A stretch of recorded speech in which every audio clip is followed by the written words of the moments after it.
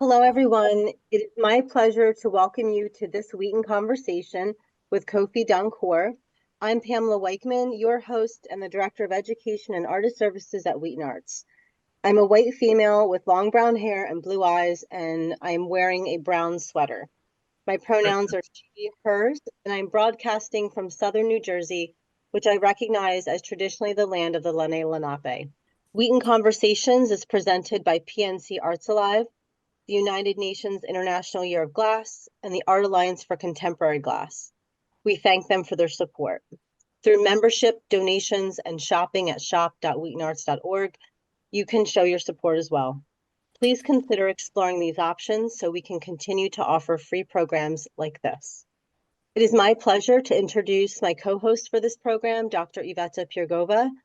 Iveta is the director of the Department of Folklife and Cultural Studies at WheatonArts. Over the years, Iveta has worked with more than 60 ethnic and regional communities in New Jersey, striving to preserve and share their cultural heritage. She's active in several professional associations, including the New Jersey Folklore Society, the Mid-Atlantic Folklore Association, American Folklore Society, and the American Anthropological Association. Iveta, thank you so much for joining us and for leading our conversation. Thank you, Pam. Thank you for the nice introduction. At this time, I have to admit it is my great pleasure to introduce our guest, a very special guest to our Wheaton Conversations, Maxwell Kofi Donkor. Kofi Donkor is an internationally recognized master drummer, dancer, choreographer, sculptor, and cultural educator. But he's mostly known for his performances and teaching in African drumming and dance. He's been drumming and performing for over 30 years and directs the African drum and dance ensemble Sankofa. Sankofa means going back to the roots in the Twi language of Kofi's native Asante Kingdom in Ghana, West Africa. Kofi also makes drums and other traditional instruments of Ghana. Born in 1958 in his mother's village Suabe, he grew up surrounded by the traditional practices of his own home and village. Kofi's music and visual arts reflect the deeply connected atmosphere of an indigenous African village where everyone gets involved. Kofi considers the preservation of the indigenous Ghanaian arts and traditions his mission and works to bring the Ghanaian history and way of life to the world. As a teaching artist, Kofi offers a variety of workshops, including the sounds and sights of Africa, the journey with the spirit drum, storytelling and African dance, modeling of traditional garments, and Adinkra symbolism. He also teaches the art of relief sculpture, mask making, traditional pottery, wood carving, textile hand printing, and doll making. Kofi actively participates in school residencies, community celebration conferences, and festivals. He uses African cultural expressions in assemblies, lectures, performances, drum circles, and traditional African ananse stories to promote understanding and respect for all cultures. Actually, Kofi and I met at one of those conferences that I just mentioned, and I was so very happy that after a long work, now we can be together in Zoom. Welcome, Kofi. Thank you very much for coming tonight. Thank you so much, Doctor. So, thank you everybody for coming up. It's been a pleasure and an honor, to be part of this conversation. And there is no wrong notes. As you have heard, I grew up very, very humbly, and as a prince, I just was so soaked in this culture, which I had no idea is going to lead me here to America and Ghana being colonized by the British. Pretty much, we did a lot of things that followed, the British philosophy. But after a while going to the art school, my eyes was really opened, you know, to sort of open up my heart and also research my own beginnings. And eventually, what happened is I began to really see the world way beyond me. And the rest is history. I love the fact that growing up and being taught by my grandfather, I'm able to sort of exert myself and also extend myself to the extent to which it has been. I am so elated to share my beginnings with you. So, um, if you have any questions, there are no wrong questions, please feel free to ask them as we go along in this presentation. Yes, I Kofi, just I will be monitoring the Q&A box and the chat, and everything people want to know, I'll read it back to you. definitely, yeah. So I sort of began at my grandfather's knees, who was not just a drummer, but he was pretty much like the chief of drumming in the village, and he was called Ochiame. Ochiame means like this, the second person to the chief of the town. And I definitely come from the descendants of Kumawu, Utumi, and Kumawu, which is like the second capital of Ghana. Uh, I I didn't know what I was doing in the beginning, just drumming, and eventually, what happened is grandfather would keep us moving along and on. You could sit at a drum for hours, and I can sort of imagine, how Americans will even take this, because a lot of times you have to keep changing things to get people excited. But you could sit for hours at a drum just trying to get a tone, or a beat, and trying to get the timing right. So it's something that I teach today, through apprenticeship programs, and I know some of my apprentices on the line who really have come to that place where they realize their apprentice's life is not just, you know, about drumming.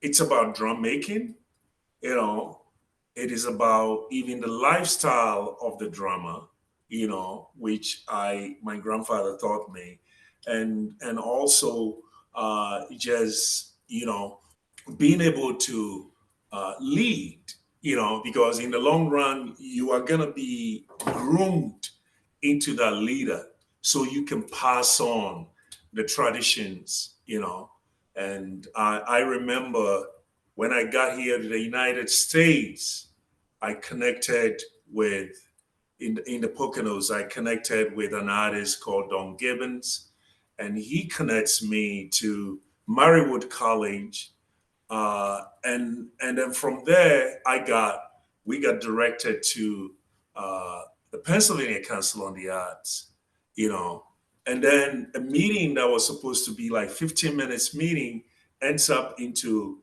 an hour's meeting. And then right out there, I was informed that, hey, look, if you want to, stay in the United States and continue this arts in education, which had just begun in 92, you know what? Please let us know.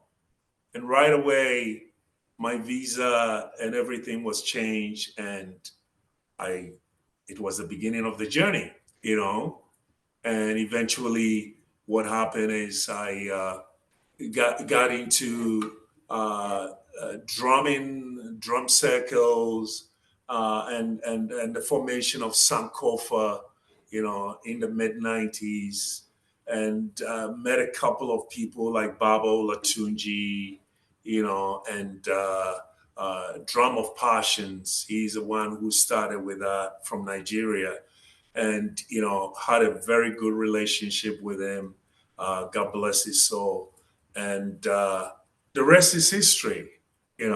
So drumming is become the heartbeat, like I said, of humanity, and it doesn't matter where you come from, so long as you can express yourself, in a way, because we are all creative beings. Like my grandfather taught me, art is not just a form, it's a way of life. So if you are born into preserving that way of life, you have to share it. And that is where I am today, sharing, the rhythms and the culture, and also the uh, the wellness that our different cultures bring us, together. And not only that, there is a wellness, aspect of this, which when we all delve into it, we are able to keep healthy, because the arts is something that brings us back to the center, and brings us alive. So anyway, I would like to demonstrate some pieces, and what you are seeing in front of you right now is just a group that I have called Sankofa, like you heard from the beginning, going back to the roots, but it goes beyond that. It kind of really defines the fact that I am where I am today because of you, and you are where you are today because of me. Even if we live 1,000 miles, or we live on the other end of the world, rhythms and vibrations do bring us that solace and peace that each and every one needs, as we walk through this journey of life. And my ancestors, have really connected with the environment. So there is a lot of things, when you talk about the symbols and the forms that we have, they are all linked to the environment, the sky, the sea, the forest, there's so many information that science haven't been able to even connect with, and they are still searching. But our ancestors who connected, with the spirit, really have come up with that very simplistic explanation, which still prevails today, you know. So I am very delighted to pretty much share this form of art with you. Um, I want to just say that drumming doesn't really exist by itself. This is the Kanlogo drum. What you are seeing on the screen, uh, you are seeing this group, you are seeing the Dunduns, you're seeing the Kinkinase, that is the drums above, as you see the photo. You are seeing the Junjuns, the Kinkinase, and the Sangba, and then what you're seeing me playing is what we call, the Geo, which is also a storyteller, you know. But the Kan logo, as I play it right now, the Panlogo drum is something that has persisted for years. The Panlogo comes from the Gans. The Tumpan comes from the Asantes. You know, the talking drum, which I have here, do also come from the Nigerians, but we also have that in the northern part of Ghana, you know, and it's just a squeeze and release, you know. And we have used sounds and rhythms, you know, in language, because the sound you hear is a language, you know. The language is spoken, and the point is that it is a universal language, because I can speak, you know, in any form. You know, I can speak in any language just using the syllables, you know, like hello, you know, and how are you doing? You know, how are you doing today? You know, and the point is, these drums, and they are bigger drums, like you can see over here, that were used to send messages, you know, from one village to the other, just to really get, you know, folks the messaging, you know, if there is an attack on them, they did have the sound to tell them, you know. So it wasn't by even voice, it was by the sound.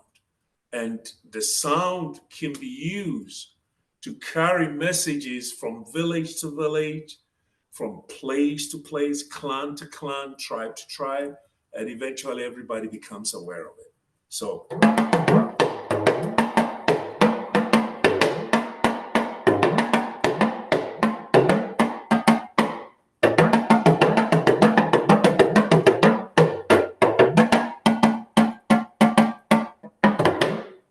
I also want to share a little bit about the fact that, like I said, the drums do not exist alone.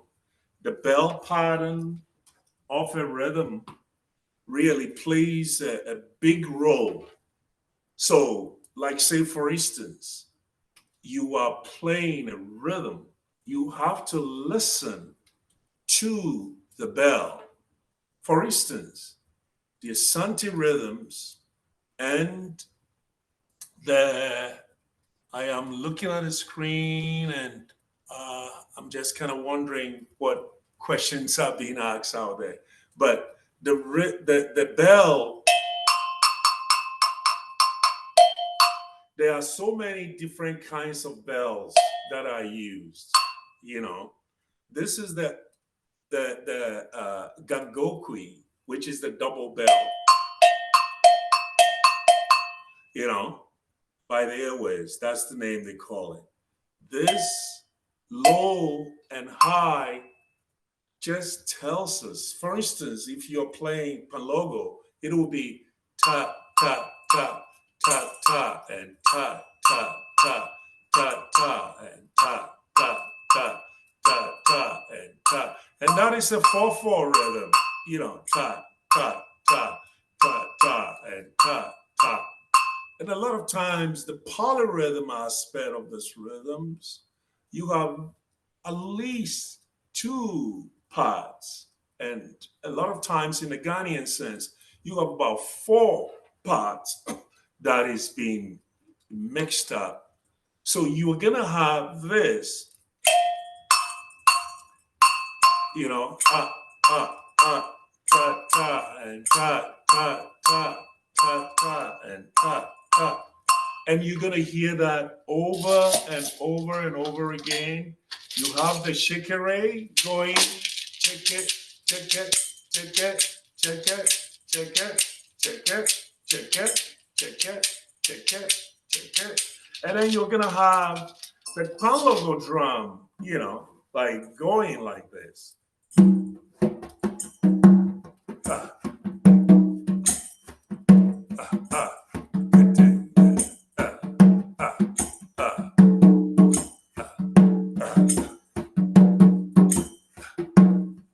And those who don't know the Congo drum, I just want to lift it up so that you could see it, And this is a drum that I made myself, like Yvette was telling you. These are drums and they are covered, hollow, made from wood. This is mahogany and is covered with a lot of symbols, which actually personalizes it. But you see the pegs over here are all woven, in a form which we don't have time for. And the skin is more of a goat, a goat skin. So that's what we normally use, and that gives you the sound. We don't even push hammer down this pegs, till we are done, because then it gives it, the very tone that you want, So Pan logo has 4 different parts, and the first part goes like K K pop, K K pop, K K pop, ah, K K ah, ah, ah. And we always sing, there's nothing in isolation, and we dance.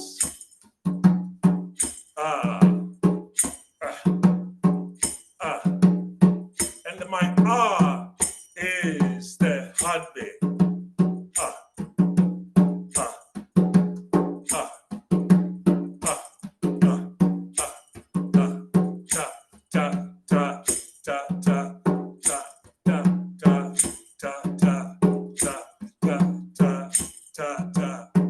And normally there are so many songs that are made up. So when I call, you could call back. Ile, ile, ile, ile, ile, oh, ile, ile, ile, oh, ile, ile, ile, oh, ile, ile, ile, oh, ah, ah, ah, ah, ah, ah, ah, ah. And as Africans, West Africans, we use a lot of call and chants, to express ourselves. But don't be deceived. It also helps us, to identify where we are in all the polyrhythm setting that we find ourselves,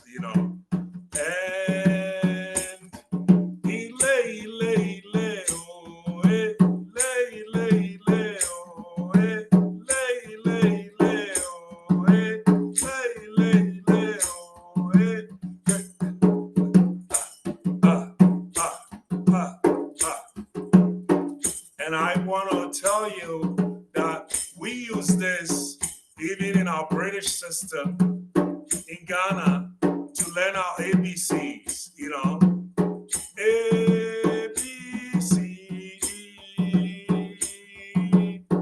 E, F, G, A, I, J, K, L,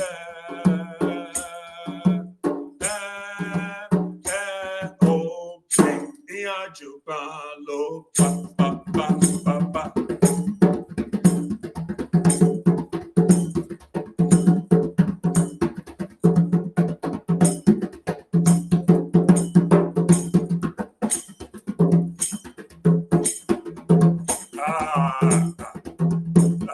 Yawa. Oh, oh, oh, oh, oh.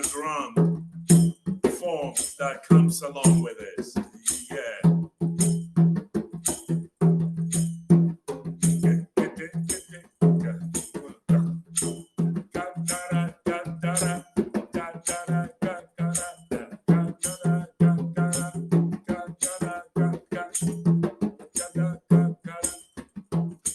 Canabo, canabo, canabo, canabo. Canabo, canabo, canabo, canabo,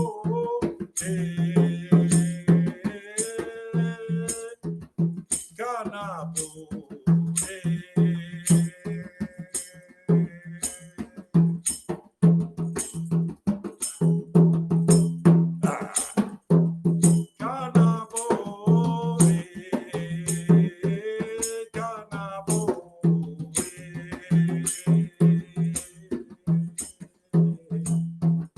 And every song tells a story. This is talking about, the appearance of the white man in the village, bringing a car, and that was like the first time, folks. Gotta see that. And it's called a shend.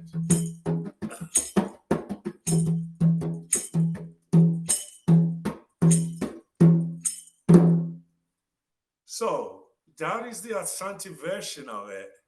And I want to just do a little bit of the airways, a 6/8, but the same, like little different, So you have kekere, kekere, for the Asantes, and then you have do, da, da, da, da, da, da. And there is always a slow version to it.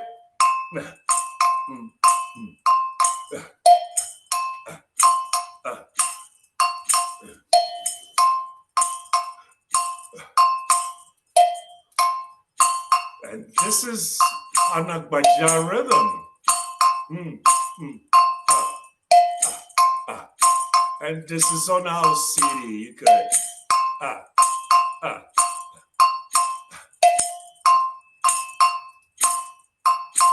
Do, da, da, da, da, da, da, do, da, da, da, da, da, da, do, da, da, da, da, da, do, da, da, da, da, da. And I am gonna use my mouth to kind of like sing the bell part as we play. It goes like this.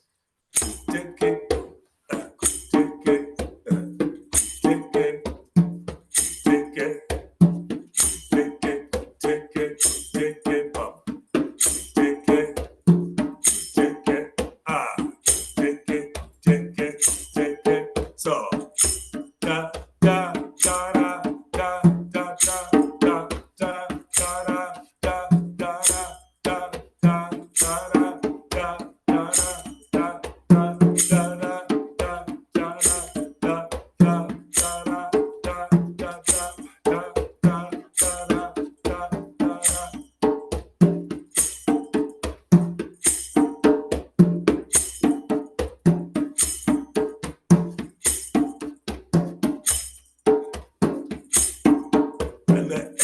are believed to have been royals in Egypt,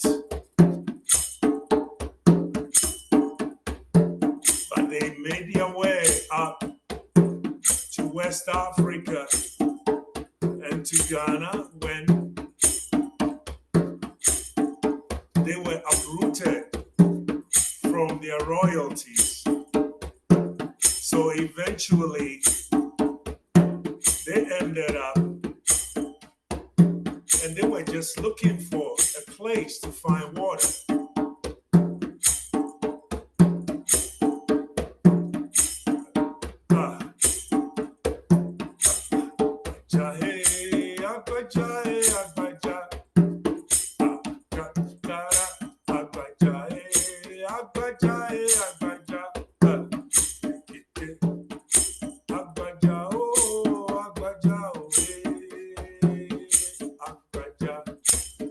there's always a fast part to the rhythm when there's excitement, you know.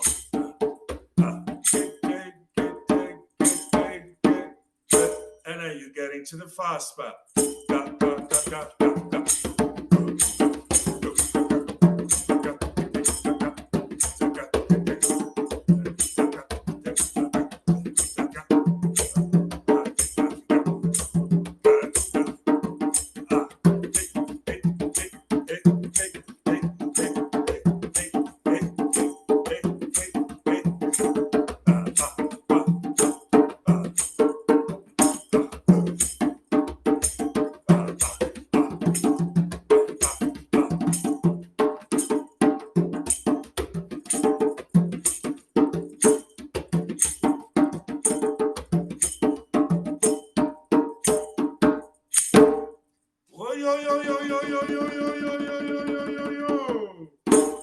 Sure.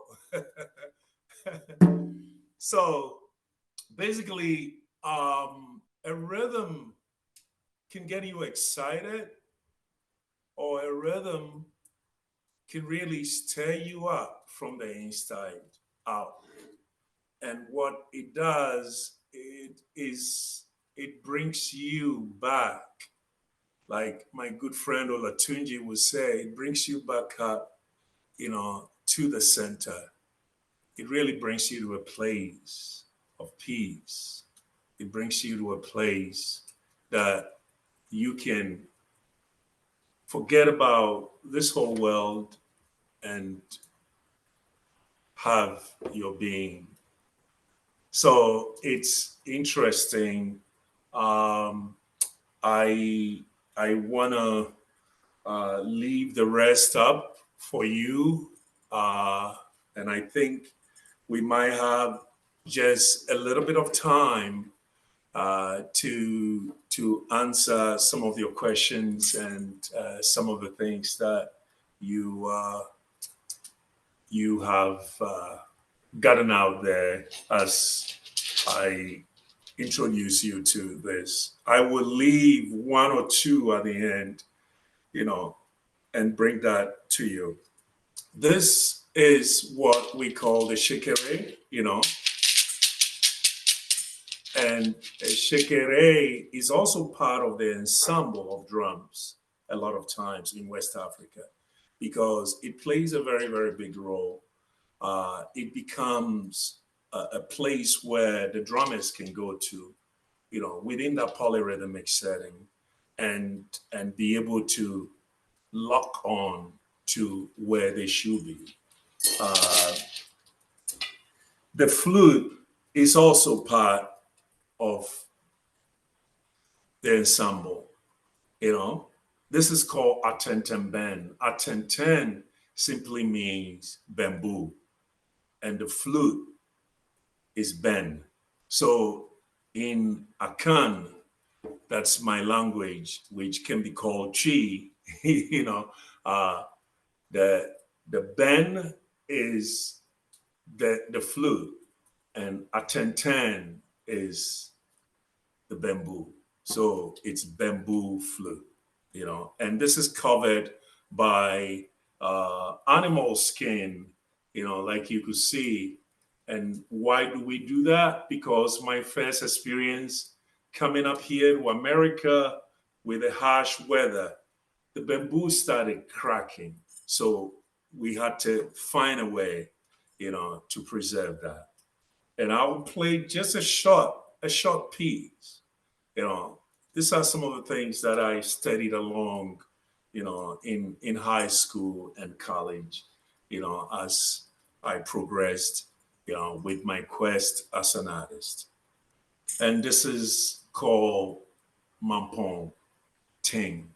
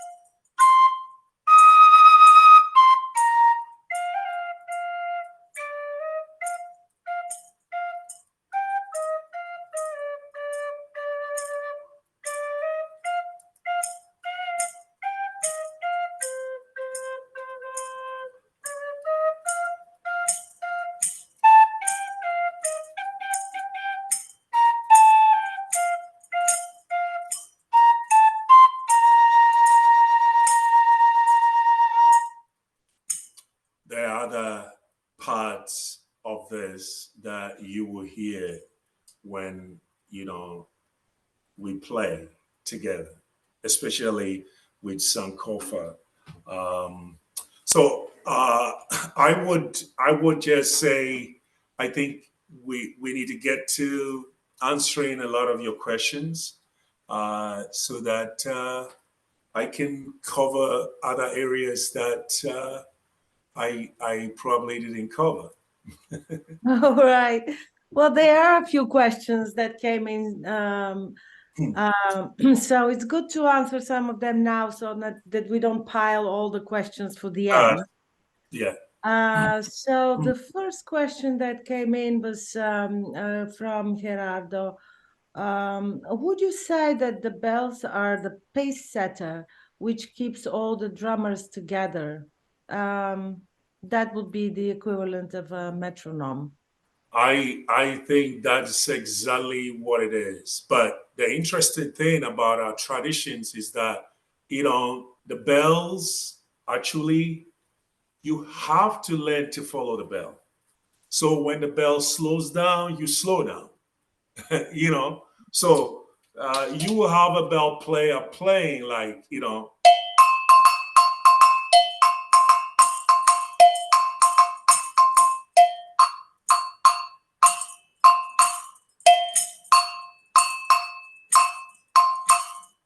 so you have to learn, and it's not it's something that comes with practice. You definitely have to.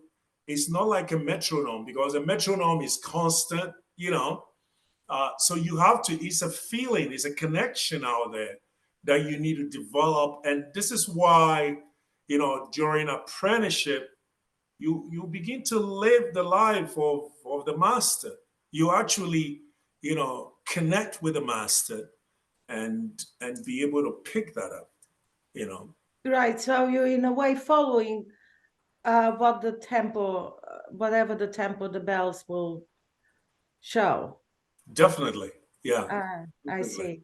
And a lot of times it's all about emotions, a lot of emotions, and a lot of spirit.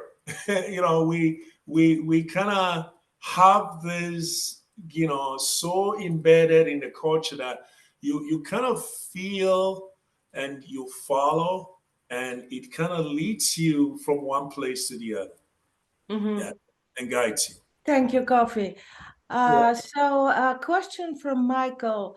He's asking you to compare the drumming of Ghana with those drummers who have African descended people of the Caribbean and Latin America. Do they have a lot in common or not? How would they be different? It's amazing. When I first did my residencies with my folks, we talked about this. If you look at it, the Caribbean 4/4 rhythm, it goes like this: ta ta ta ta ta ta ta ta ta ta ta ta ta ta ta, and that is an evolution of the Congo rhythm, which goes like ta ta ta ta ta ta ta ta, and ta ta ta ta ta, and ta ta ta ta, and ta ta. So it's a very subtle difference, and a lot of times, if you are not aware of it, you will miss that, but if you listen to it, you realize that difference between the ta ta ta and ta ta, and then ta ta ta and ta ta ta ta ta and ta ta. So you have a lot of like delay or syncopation, with the Latin rhythms, and let's be honest, most of these rhythms you know were brought by the slaves.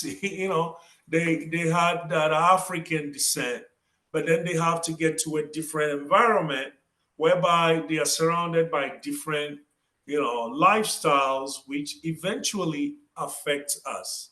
I can't say that, I haven't been affected, by, my evolution, because it is something that you definitely experience it when you go. And if you are open-minded, that's the point. If you're open-minded, you get some effects, even our food and all kinds of things do evolve. Yes, so you're saying that the culture in Ghana has evolved in a certain way, but when people were removed and brought to the Americans, they evolved slightly differently. So this is how the difference came about in Yeah, rhythms and drumming styles. yeah, yeah, yeah. Right. All right, so I'll continue with a few more questions. Okay. Carol is asking, what is making the sound with the movement of your right leg? Is there Oh, something? yes, there is. I have a little jingles with me, which Uh-huh. helps me, especially when I'm teaching, to kind of keep the timing, because the sound is different when you have all the parts together, and that is what the polyrhythm is. But Mm-hmm. when I am playing alone, it's good to have that downbeat, or the heartbeat, to kind of help, you know, really explain what is going on. Yeah.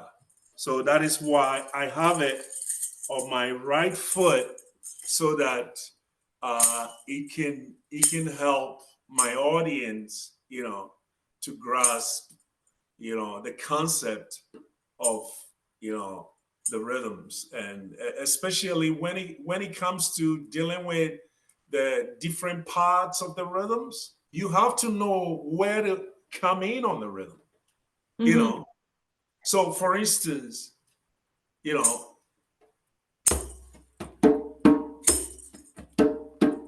that is palogo, tone tone bass, tone tone. So you know that you come in on what? The downbeat. Ah, ah, Mm-hmm. ah.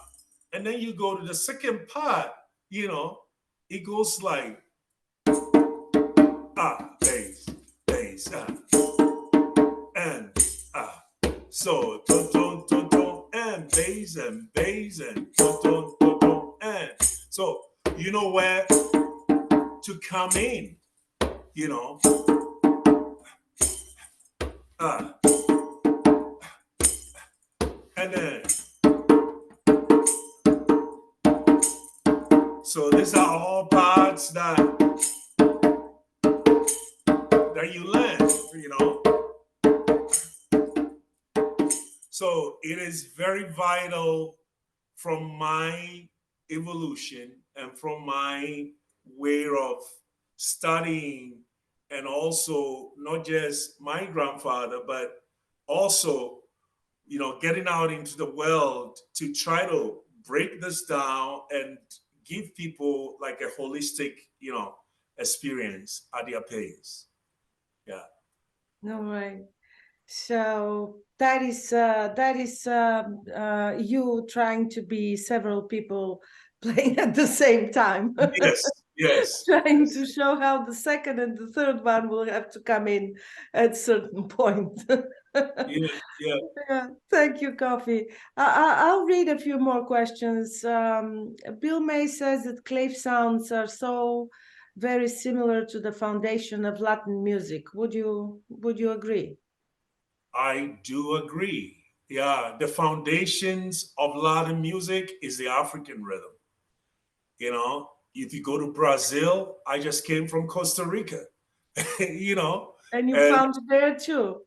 it is the same. It gets, it's salsa, merengue. You could go on and on and on. Bumba. They are all fashioned after the African. Their roots. It is rooted in the African rhythm. Like today, you hear like the sound.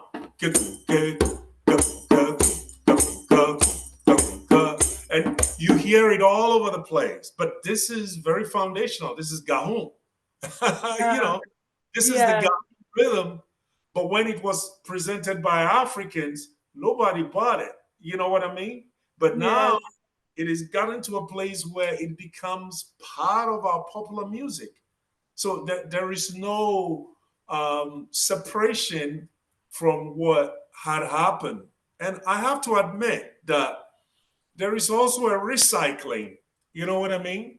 Because it goes back and forth. You have the African influencing Latin and then turning around and getting influenced by the Latin. So it's just something that from where I am today, I have seen it like happen over and over and over again.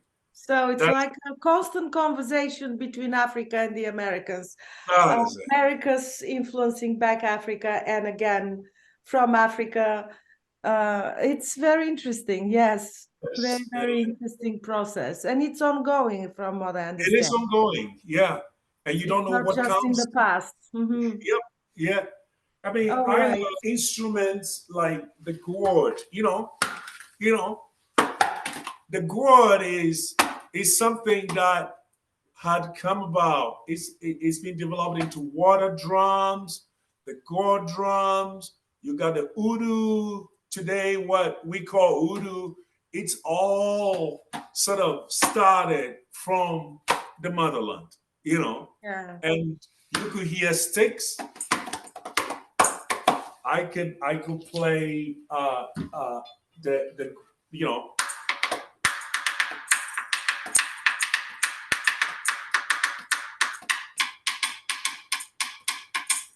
and you could hear it over and over again with the hands, the fingers, the sticks, and it's unending, But we have to come to a place where we recognize the beginning or the genesis of it, and then we are able to connect, with it properly. Yes.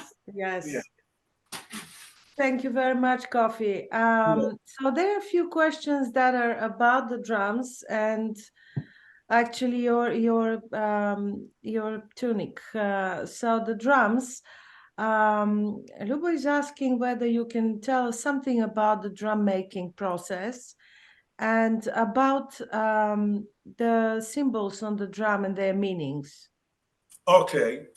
Like for instance, this Pan logo drum, and I didn't even talk about the djembe, the Pan logo drums, you have, I don't know whether you can zoom in, but the symbols. We can see the symbols on the screen. If The you point symbol, to them. yeah, the symbols at the top, it's more like fence, like fencing, the fence around, and it's a symbol of security, and then the symbol that you see on the second line, which goes through the third line, is a symbol of knowledge and wisdom, and when you come down, it's a repeated pattern, but the last symbol at the bottom is a symbol, that is used for, especially the Dinkra printing, it is used to separate, the cloth, section the cloth in a way, and basically what it is it's telling us, about the journey of life. Basically you got lines going 1, 2, 3. You got that other line going 1, 2, 3 in the opposite. That life is not a straightforward, thing. Yeah. You're gonna have a back and forth, and you need to embrace it. So that is an interesting, concept out here. And this is mahogany. It is carved out of mahogany. Yeah. Normally I use adzes, chisels, long chisels made by the blacksmith. I should have probably brought some of them with me, right? I do have some here. And the pegs, especially, you have to shape the form of the wood before you even carve. So this oval shape, you know, is done first. Rough the wood, get all that done. And then I do the carving. And then after the carving, I put the animal skin on it. This is goat skin.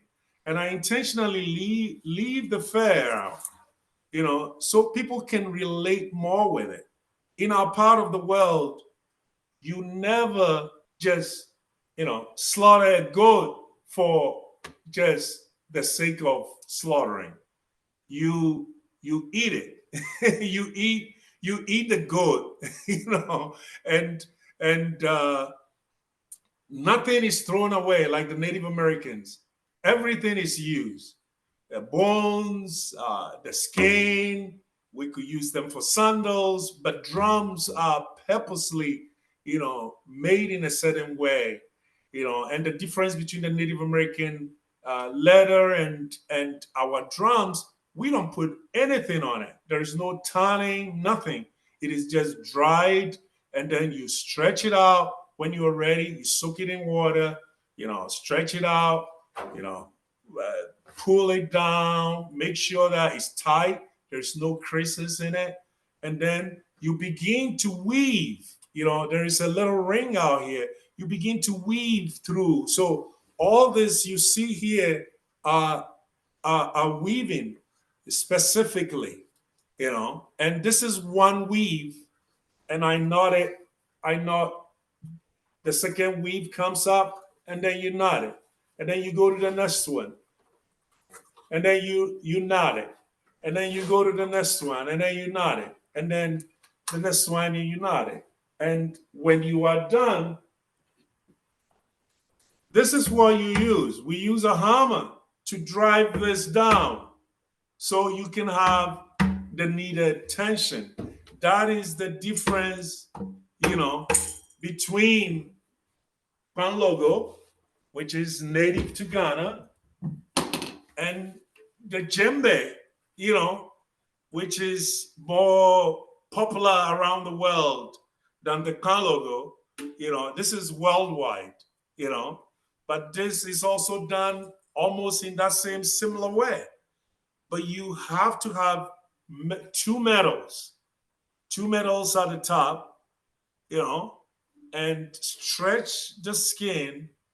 Make sure that you have your loops made already, and put that on top of whatever you have underneath, and then you begin to stretch it out. Mhm. That is so it's a process. We can't explain all this at this point. If anybody wants more, we can talk about it, or they can contact me, and I would definitely, get them. Or You know, maybe we can do a drum making workshop at Wheaton, sure. and people can learn from you. Or maybe this is the time where I can share with people that they can see a drum like the first one that you explained. Yeah. A lot of other works of yours at our next exhibition in the Folklife Center. Yep. If they come after April 1st, they will see a similar drum with similar symbols made by Sure. Kofi and his sculptures as well. Yeah. And the same thing with a talking drum. You do it. It's a process that you go through. But the difference between the talking drum and these drums are that you are able to hold it when you squeeze. You got the high notes and then low notes.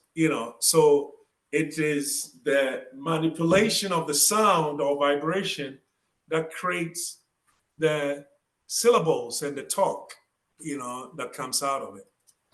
Between the high and low notes, you're Yep. actually making the drum to talk. Yep. Yeah. All right. Um, Somebody just asked me whether I'll have drums that visitors could play. Yes, we are planning this, Gerardo, to have a drum circle with coffee next year. Yes, on our campus. But let me finish with these questions. Ricky is asking about your shirt, maybe the symbols that are on your shirt. What can you Yes, tell her about this? yes, yes. The symbols, this is a northern tradition, basically. It is woven, this is woven cotton.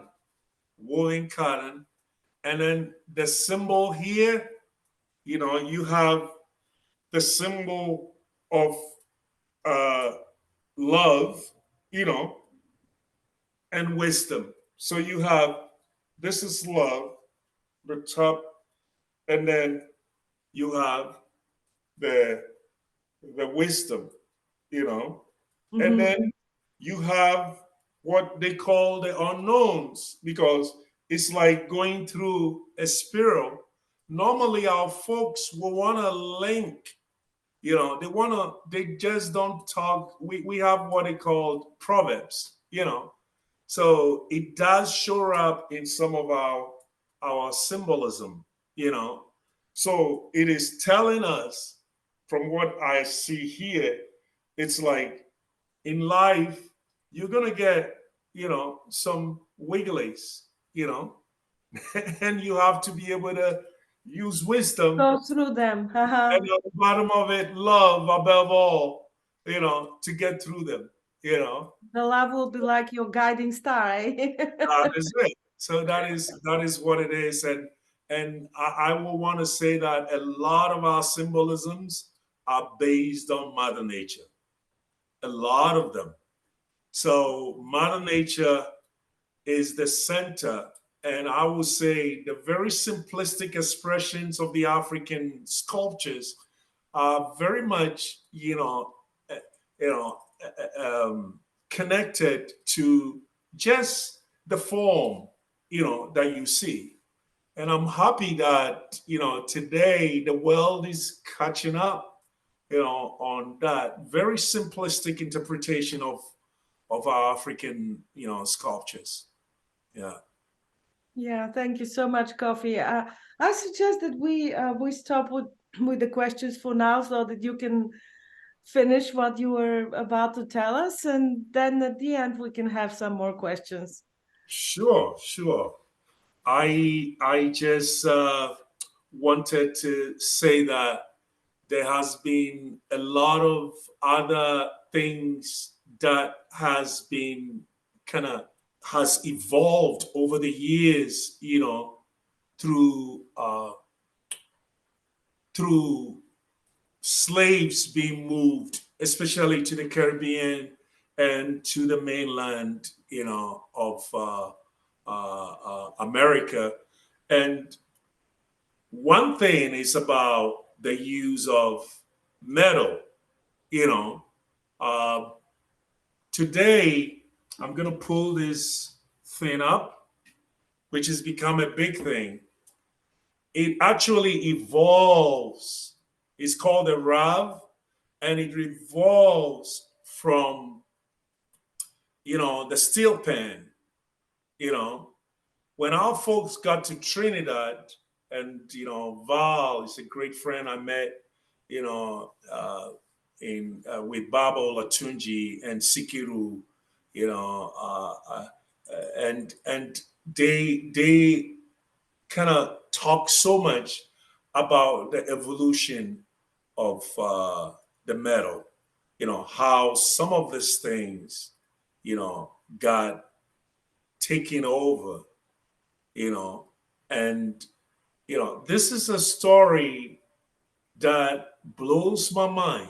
You got a Swedish woman, I mean, not a Swedish, from Switzerland. Yeah, I think it's different. Yeah, Switzerland and Swedish is different. Yeah, so this is a lady from Switzerland and gets to the to the Trinidad, wanting to learn something, you know, by hand and struggling with a steel pen, and decided to go back to Switzerland. And she came up with something very, very simplistic, slits, circle, you know, and then have a big gong in the middle. So I'm just going to play a little bit of something for you on the rug. And very, very calming. During school assemblies, which we have over 800, school assemblies in schools and colleges, from Jersey, Pennsylvania, New York, we come, and this little instrument I'm holding, the rag, is able to touch the students, even without a sound. And I'm going to sing and play a little bit of this.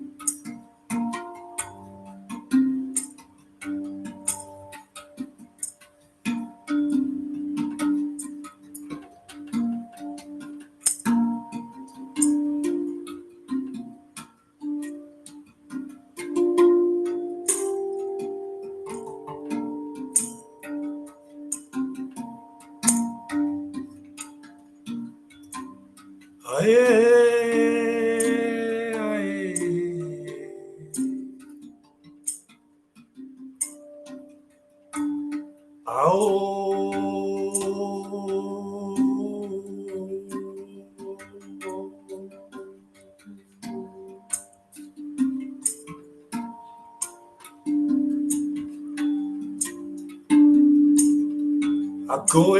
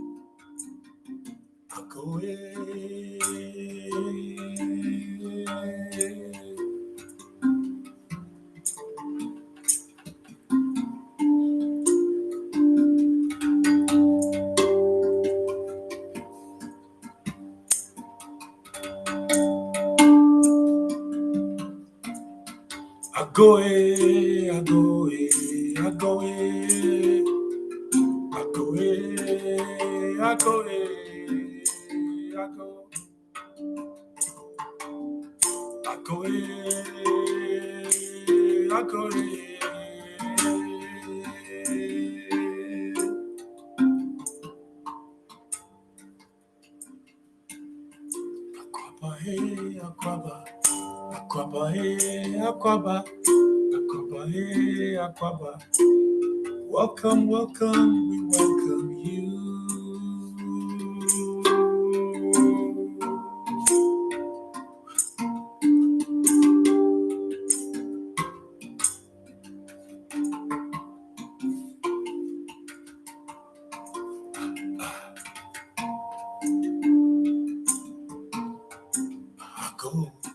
I go,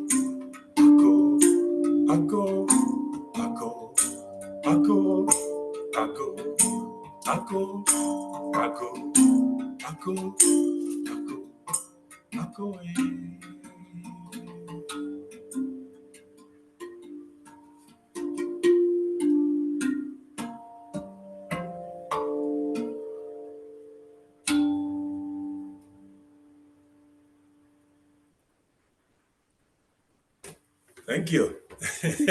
Absolutely amazing. Amazing. Yeah. And people are very happy that you're sharing links so that they can see some videos online. Cool. And some of the links linked to our past performances at Bethel Woods Art Center. And I just want to say we have such a dynamic group. We actually have, folks that are playing with us today that played with Jimi Hendrix, like years ago, Juma Sultan. I got John, I got, you know, uh, all these amazing people who are with us. I mean, just to mention a few, they love what you're doing, and I'm happy we are here today to bring, the attention to not just playing, but also the wellness, that is connected to almost every culture. If we dig a little deeper, we find a connection between a drum, something that vibrates within that culture and, brings us alive, you know. Yes, that is true. Everything is interconnected, and the moment we realize it, we feel better about it. Yeah, It's not just the drumming. yeah. That is true. Kofi, someone just asked. They seemed to be left with the impression that you were somewhere in the Caribbean to learn something or to study something, and they are asking, what is it that you learned from the Caribbean? Well, I was so happy to kind of head out there and spend time in the ocean. Actually, that was my first in the Pacific. First snorkeling in the middle of the ocean.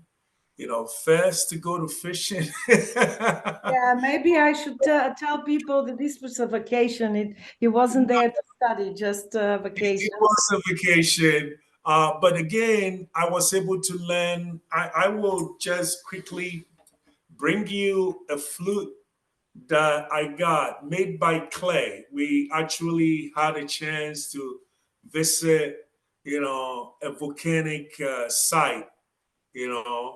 I don't remember the name, but there's a volcanic site, and they made their demonstration of how they were able to kind of preserve the culture through symbolism. And if you give me a minute, I will just pull this up. Sorry. I would. I I still have it wrapped. I still have it wrapped up, and I thought it would be a very interesting thing for folks to see. Uh, so this is a mixture of volcanic ash, you know, volcanic ash, and it is a very simple flute, like crocodile. Yeah. And what they do is because they have a lot of iguanas and crocodiles and things over there. And I kind of learned how to play this.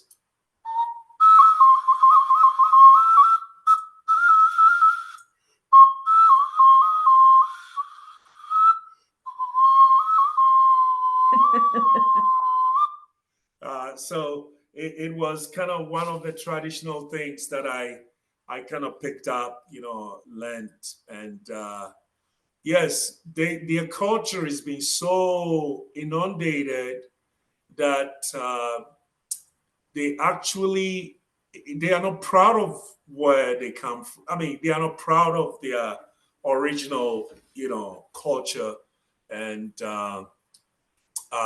they tend to gear towards more of the Western culture, identifying themselves that way than some of the cultural, I would say, traditions that they were brought up with. And I was warned about that before we sort of left. Yeah. So. All right, so I will go ahead and read the last two questions for you, and maybe you will want to wrap it up after that with something. So the first is, says on your website, you write that amanko, the elephant, Yes. songs are to wake the spirit. What do you mean by the spirit, and how do you do that, and for what purpose? Well, the point is, we all come from a place, we are spirit first. And I always explain that. And I mean, you could get it on our CD, and you have to only sort of, connect with us, access. We don't have it anywhere. But if you access a copy of the CD, we'll send it to you for $20, but Amanko is like where we come from, our genesis, our spirit, is so connected. And I think the arts, I always do this as an art educator, we are so connected, no matter what we do, to the arts, as little as a child. And a lot of times society teaches us to forget, and box us. So we are kept in boxes. You want to become somebody you are not, and you need to kind of get out of that. Boldness, courage, identity, all these things comes from the very innate, people that we are, like from our spirit. So the amanko, is a rhythm that is talking about, the spirit, of the people. So if we are together, we can even conquer an elephant. We can find a way of overcoming our challenges, and that is what amanko means. Amanko means one people, or you could call it one village, and overcoming, our challenges. Yeah. Can you show us the amanko rhythm? Yeah. So when we start our rhythm, we call, hey, yakwa manko, yakwa manko, yakwa manko, yakwa manko, yakwa manko, be.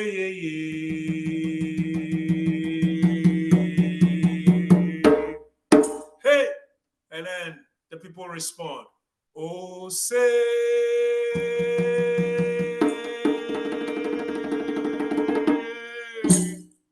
amanko, be, amanko, be, amanko, be, amanko, be, ah.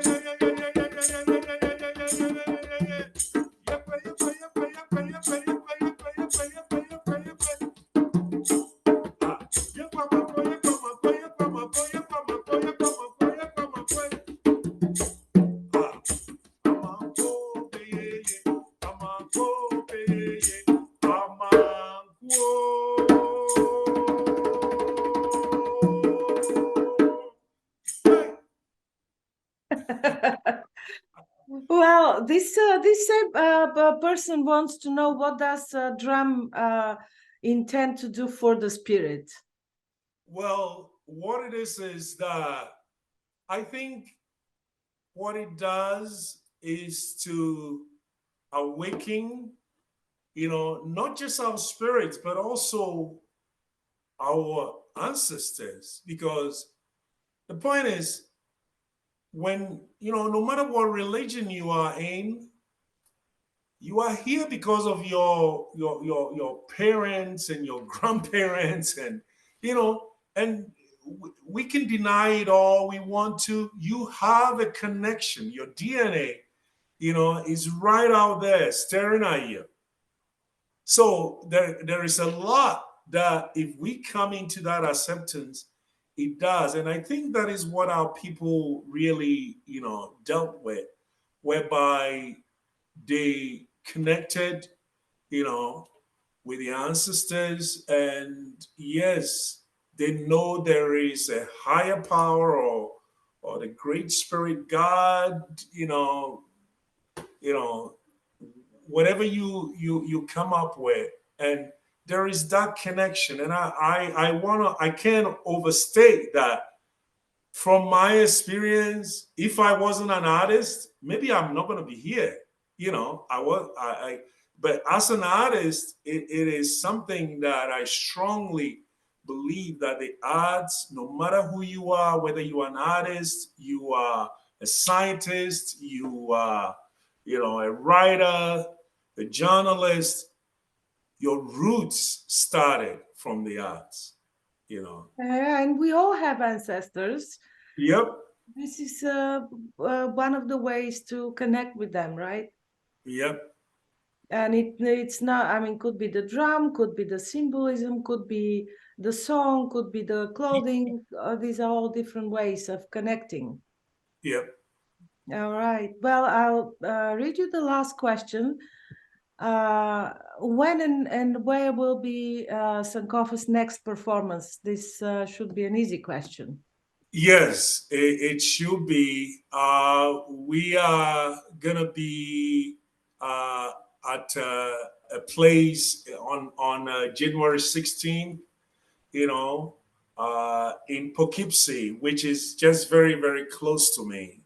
Poughkeepsie, yeah, and that will be for uh, the youth. We do come to a place. It's a youth organization, and it's also a school. So we are gonna be out there. Performing But for them. Perhaps they can yes, check on come your February. website. Yes, we will post it on our website. Come February, we are all over the place. Yeah. So this will be January 16th, and then there's been some Kwanzaa celebrations, and yeah. Yes. Mhm.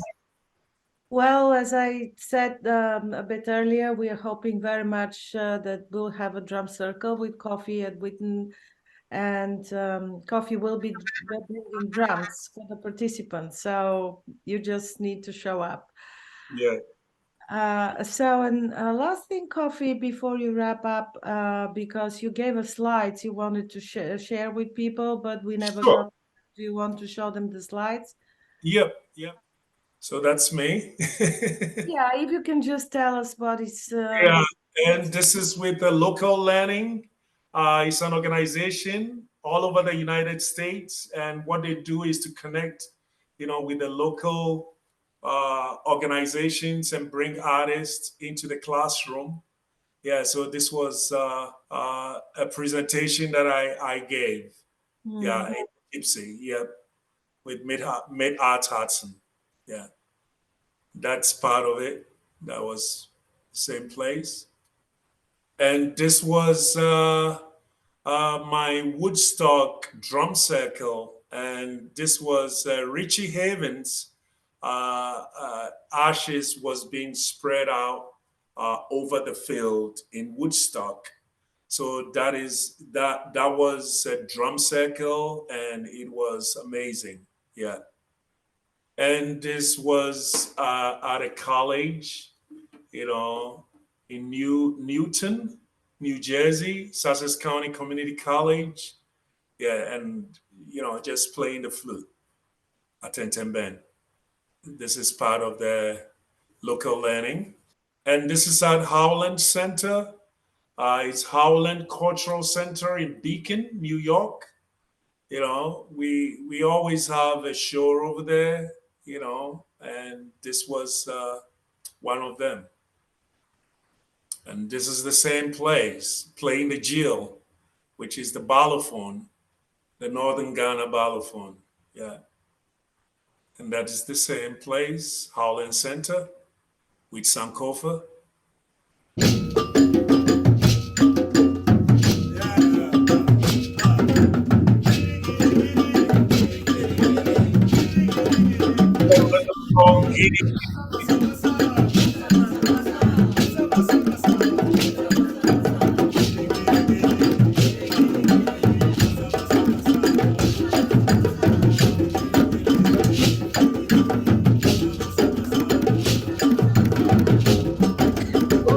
Sankofa.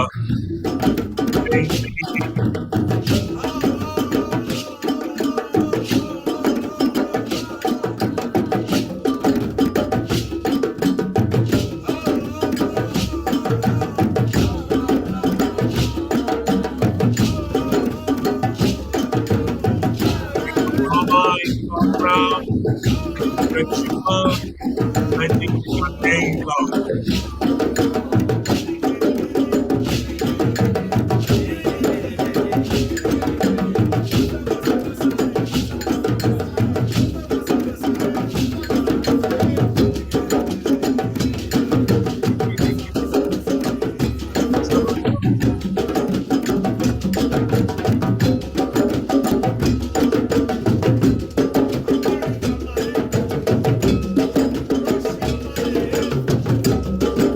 actually this was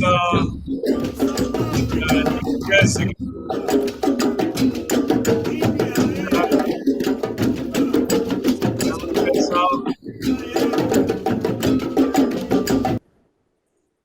Yeah, that was interesting. All right.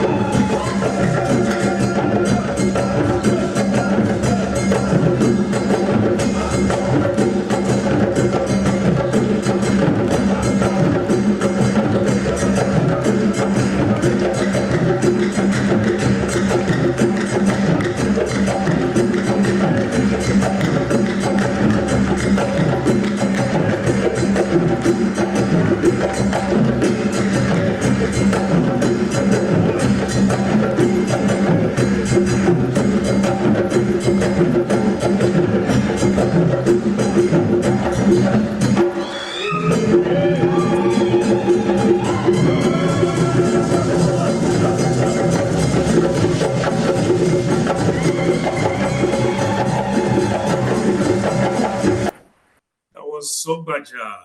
That's the call.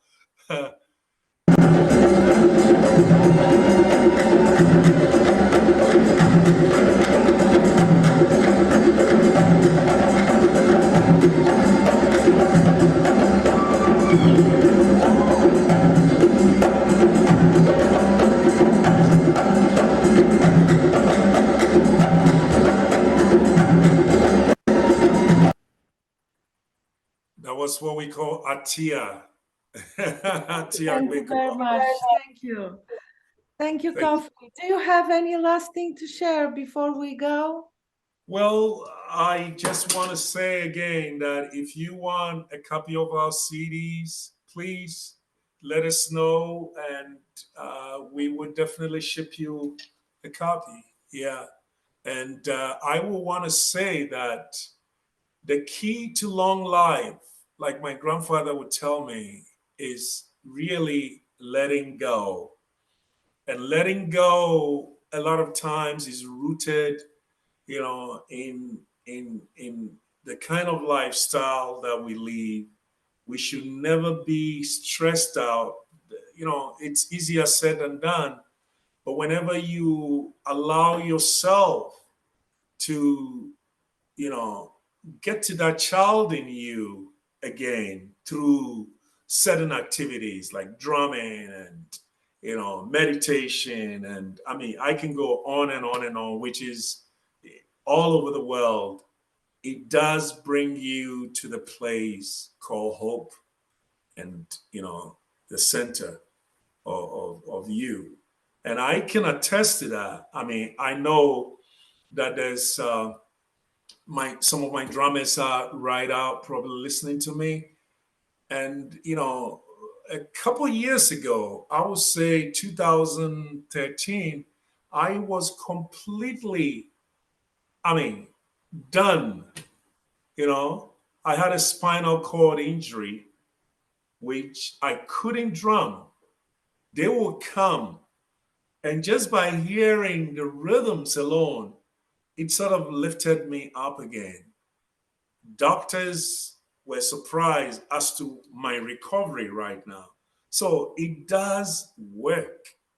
You see, it's not just listening or hearing, it does have something to do with our well being if we can take it and, use it the way it is. So rhythms and vibrations do really have, you know, a healing effect, and that we as people, we are just a bundle of what? Of rhythms, and energy.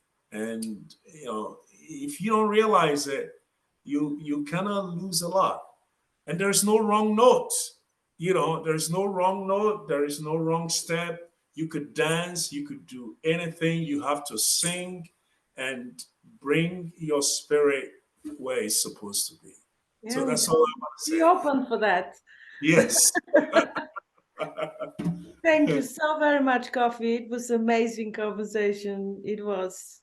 Thank you. Thank you so much, Pam. And thank you, everyone who came up tonight. Thank you, Kofi. Can you share a little bit about how people can follow you or learn more about what you're doing? Yes. I mean, people can go to our website, www.back, to roots.org. We always kind of post, our programs. And you can contact me directly, through the website, you know, uh, and definitely, yes, we do post on Facebook and Instagram, so we sort of have a big following. Yes, and if anybody will want to like have any questions, they can email me or call me, and I would definitely have time for them. Yeah. Excellent. Thank you. And we do have your Instagram handle posted here as well, Right. if people would like to find you on Instagram. Sure. Thank you so much. Thank you. Yeah. Thank you, everybody, for joining. Please be sure to register for our next Wheaton conversation with Dr. Jane Cook. She'll be joining us on Thursday, January 18th. I truly hope that you enjoyed this program, and I'd love to hear from those that are new to the series or to WheatonArts. Feel free to contact me with any questions or comments that you have. Thank you so much, and I wish everybody a wonderful night and happy holidays.